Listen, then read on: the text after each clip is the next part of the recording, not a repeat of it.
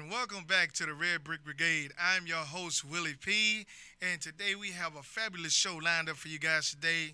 And I'm going to start the show off by giving you some scores from this past weekend. The Philadelphia Eagles knock off the Pittsburgh Steelers 17 to nothing. Cincinnati down the Detroit Lions 30 to 14. The Chicago Bears are winless in the preseason. They lose again to the New England Patriots 23 to 22. The Atlanta Falcons beat the Cleveland Browns 24 to 13. The Oakland Raiders win streak came to a halt by the Green Bay Packers. They lose 20 to 12. Minnesota went up to Seattle and knocked off the Seahawks 18 to 11. The Jets got beat by the Washington Redskins, and the Dallas Cowboys and Dak Prescott roll over the Miami Dolphins 41 to 14. Got beat by the San Diego Chargers knock off the Arizona Cardinals 19 to 3, and Cam and the company got a win against the Tennessee Titans 26 to 16. The Giants got beat by the Bills 21 to nothing, and the Baltimore Ravens squeak out a close one against the Indianapolis Colts 19 to 18. Tampa Bay beat in-state rival Jacksonville Jaguars 27-21, and the Texans take care of the Saints 16 to 9. And the San Francisco 49ers get a win over the Super Bowl champs 31 to 24, and St. Louis edges out the Kansas City Chiefs 21 to 20. Those are some of the high football scores from this past weekend, and I'm going to start my show off by today. I'm talking about the NFC Central, and I'm going to start off with the Chicago Bears. The Chicago Bears last year went 6-10 on the season, and they finished with the division record of 1-5. Coach John Fox and his guys looked to shore up some of the off-season acquisitions that they had problems with, and they did draft pretty good. And I looked at their draft board, and I'm really impressed by some of the guys that they did draft. One guy in particular, their first-round draft pick, Leonard Floyd, he was an outside linebacker from the University of Georgia. They picked him up with the 9th pick of the draft, and he will be joining a already very talented defensive end group in Lamar Houston and Willie Young. Those guys are super, super talented at the defensive edge rushers for the Chicago Bears. Another key pickup for the Bears were it was a guard, Cody's name Whitehair. His name is Cody Whitehair. He's a guard from K-State. He's a 4-year starter. He bounced around at K-State. He played guard, tackle. I see this guy being at least a 10-year player. He was one of the K-State's best offensive linemen. By the end of the season, like I said, I expect him fully to be in the rotation. Some other notable pickups for the Bears were another third-round pick, Jonathan Bullitt. He was another defensive end out of Florida. But a guy that comes to mind to me, he was a fourth-round pick also by the name of Deion Bush. He's a safety from the University of Miami. He's one of those guys that can come down in the box and play linebacker, or you can swing him back to safety. But while at the University of Miami, he had a total of 168 tackles and 9 forced fumbles. But dipping off into the preseason, the Bears are now 0-2 in the preseason. Like I said, they lost to the Denver Broncos 22 to nothing, and they lost to the New England Patriots 23 to 22. But you know how the preseason is, the preseason.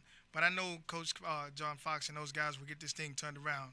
But it all starts with me, with their quarterback, Jay Cutler.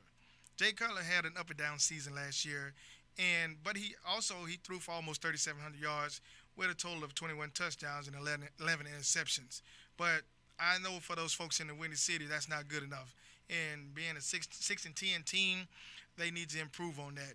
But I'm going to go ahead and give you my prediction for them on the season, this upcoming season. I still see them finishing last in that division at a record of about 7-9. Well, when we come back, I'll be talking about another team in the division, which is the Detroit Lions. This is Willie P. on the Red Brick Brigade.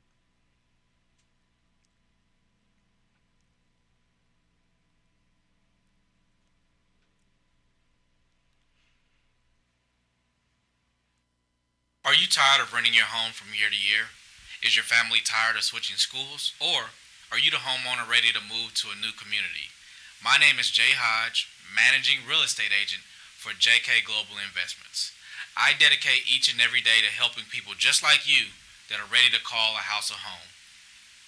Our specialized programs help many families in many situations get the home they deserve. If you don't know where to start to buy or sell your home, your first step is to call me, Jay Hodge. Let's work together.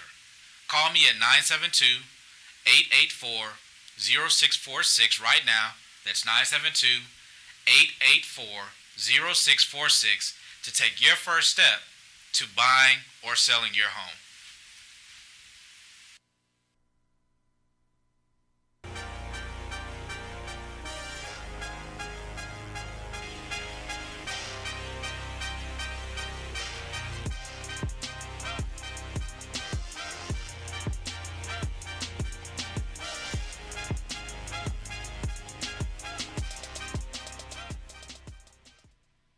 And we're back here on the Red Brick Brigade. I'm your host, Willie P. And before the break, we were talking about the Chicago Bears and what I predict them to be. Yes, again, I will reiterate it. I predict them to go 7-9 and still finish dead last in the NFC Central. Now, moving forward, we're going to talk about the Detroit Lions. And we can't talk about the Detroit Lions unless we bring up one guy in particular, and I mean this guy is an absolute stud, and he was a stud for the Detroit Lions, and he goes by the name. His name is Calvin Johnson, aka Megatron. I know a lot of NFC teams and the NFL are kind of happy right now, but on a personal note, I'm not because the Megatron stepped away from the game this past offseason for his own personal reasons. I think it was more of some health issues, but he is actually one of the players that I enjoyed watching. It's one of those trends where a lot of these players are now stepping away from the game due to their own personal reasons or injuries, and I just feel personally that I got close ties to it, and what I've been told from a source of mine that this guy walked away because he had hand issues. He couldn't pick up the ball, or he couldn't hardly pick up his own kids for that fact. I mean, he will go down as a first ballot Hall of Famer in my book, and personally I know that he should get first ballot Hall of Famer recognition. Uh, Matter of fact, he makes my top 5 all-time wide receiver, and I'm gonna run that down for you real quick. My number 1 all-time receiver is Jerry Rice. Number 2, Terrell Owens. Number 3, Randy Moss. Number 4, Calvin Johnson. And number 5, to round it off, the playmaker, Michael Irvin. Those are my top 5, and I just feel like, and all of those guys, matter of fact, Jerry Rice was first ballot, and Michael Irvin was first ballot Hall of Famers. And the other two, Terrell Owens, I don't think he's got in yet, but if he's not, he will be in soon. I mean, the numbers speak for itself. I mean, this guy, I'm speaking Calvin Johnson now. This guy commanded double teams on the field. He did things that, he was a freak of nature. He's 6'5", ran a 4.3 40, and if you didn't double team him, he made defenses back look like they were playing Pee Wee League football. But moving forward, let's get into the Detroit Lions. They went 7-9 last season. They missed the playoffs, and quarterback Matthew Stafford had a phenomenal year. This guy threw for over 4,200 yards, 32 touchdowns in 2015. He was one of the stellar quarterbacks in the league. I personally rank him as a top 8 quarterback in the NFL right now. I can name 6, 7 other better guys that are in front of him. But I mean, he is one of those. He reminds me of a young Brent Favre. I mean, he would take chances. He would pit balls in tight spots. And plus, he's a North Texas guy. He's from Highland Park. I've actually seen this guy play when he was in high school, and I just knew he was destined for stardom from day one. He was that type of quarterback. But I just, surprisingly, the Detroit Lions didn't go out and pick up a receiver or draft a receiver. They actually drafted an offensive lineman by the name of Joe Dahl. He was an offensive lineman from the University of Washington State. He played in all 34 games that he played in. He started all 34 games he played in at Washington State, and by the time he was a senior, he was considered a All-American at Washington State. I mean, they didn't miss on it. I understand why the Detroit Lions. I'm in basketball mode already, but the Detroit Lions picked up Joe Dahl. You can't miss on that kind of guy. You have to pick up somebody to protect, your franchise quarterback, Matthew Stafford. He is. You can look at other situations around the league, aka the Dallas Cowboys. When Tony Romo went down, they were dismal. It was all everywhere. Oh, they're all over the place, as I want to say. But going back, They used their first pick with an offensive lineman, and actually they used their second pick with an offensive lineman with a kid by the name of Taylor Decker. He's a 6'7" offensive lineman that they picked up with their second pick. So I understand the philosophy of what Coach Caldwell and those guys are doing, but at the same time, you have to. I guess they're going to play it by ear with the receiving core that they have right now.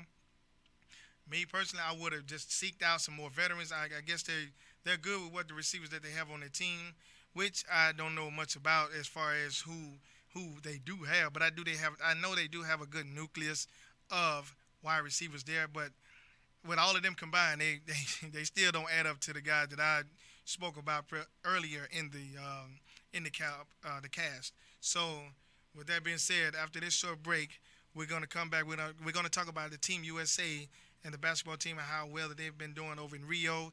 And this has been Willie P on the Red Brick Brigade.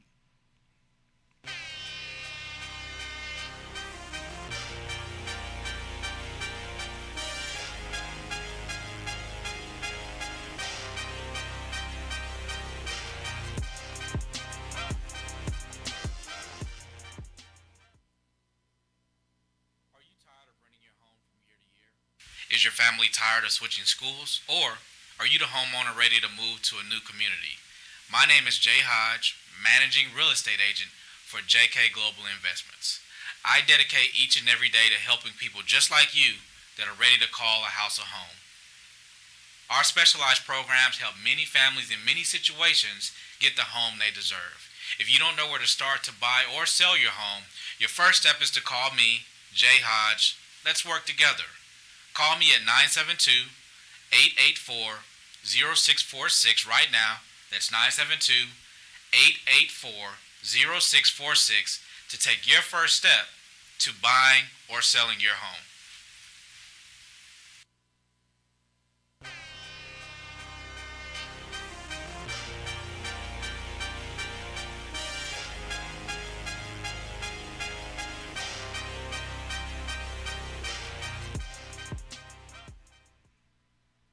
And we're back here on the Red Brick Brigade. I'm Willie P, your host, but I didn't give my prediction for the Detroit Lions, and I would do that right now. I have the Detroit Lions finishing 10-6 in the Central Division, finishing second. I'm not going to tell you who's going to win that division yet. That will have to come on a later show. But I got them finishing second in the NFC East at 10-6. Now let's roll this thing over to some basketball. I've been following the USA basketball team pretty closely over in Rio, and I'm not as impressed as some of the past teams we sent over to the Olympics, but they did what they're supposed to do. They beat everybody that was in front of them. Coach K has those guys playing good basketball over there. They had a few scares here and there, but that's typical because some of those teams over there now are have NBA players on their rosters. So the overseas talent has actually came a long way. So I've seen, let me take that back. A lot of the people look at it as, okay, we the United States, we're supposed to dominate every game. Let's go back. Those teams have gotten better. So the days of the 20-point blowouts, some we did have some and some we didn't. So I mean, I just feel like, well, a lot of people look at, okay, you can just say, for instance, Spain. You put a team like Spain and Australia together, they can't compete with the United States players, but at the end, I think the United States team will still come out on top. But Coach K, like I said, Coach K has done a fabulous job. Kevin Durant and Carmelo Anthony have really stabilized that team and put that team on their backs, and showed the younger guys how to be professional, especially as far as in the Olympic play, because those guys have been there for a while now. And right now, the United States did win the gold medal. They beat Serbia 96-66, led by Kevin Durant's game high 30 points. And that win marks the third straight gold medal for the Olympics, for the United States men in the Olympics. And they've won the last 6 out of 7 gold medals. So you got to give kudos to those guys going over there and taking care of business over there. Like I said, I didn't expect anything else but a gold medal from those guys, and they went over there and got the job done. But flipping over to some high school football, which will kick off this weekend, I have some games that I want to throw out there to you guys, and I have some predictions also. But the high school football officially kicks off Thursday night with some very talented games. Arlington High takes on South Grand Prairie. I have Arlington High winning that game 42 to 14. I know it might surprise a lot of people when I say South Grand Prairie, knowing the kind of talent South Grand Prairie has over there, but I got Arlington High winning that game in a blowout. Fort Worth Pasco takes on Irving. I got Fort Worth Pasco winning that game 28 to 21. Arlington Bowie takes on Flower Mound Marcus. I got Bowie winning that game big, 48 to 14. Allen takes on Hoover, Alabama, the team out of Alabama, the perennial powerhouse team from Alabama. But I got Allen squeaking out a close one, 28 to 24. DeSoto takes on Dallas Jesuit. I got DeSoto taking out Jesuit 42 to 17. Mesquite takes on Lake Highlands. I got Mesquite winning 35 to 21. Mansfield versus Mansfield Summit. I got Mansfield taking out Mansfield winning 35 to 14. Duncanville plays Plano East. I got Duncanville with a close one, 28 to 27. And Arlington Martin takes on Skyline. I got Skyline winning that game 28 to 14. But I want to go back to that DeSoto and Jesuit game. DeSoto, that game is going to be Friday night in DeSoto at 7 p.m. at Eagles Field. That's my high school prediction for this week. And I will highlight the Green Bay Packers and the Minnesota Vikings of the NFC on next week. I'm your host, Willie P., and this has been the Red Brick Brigade.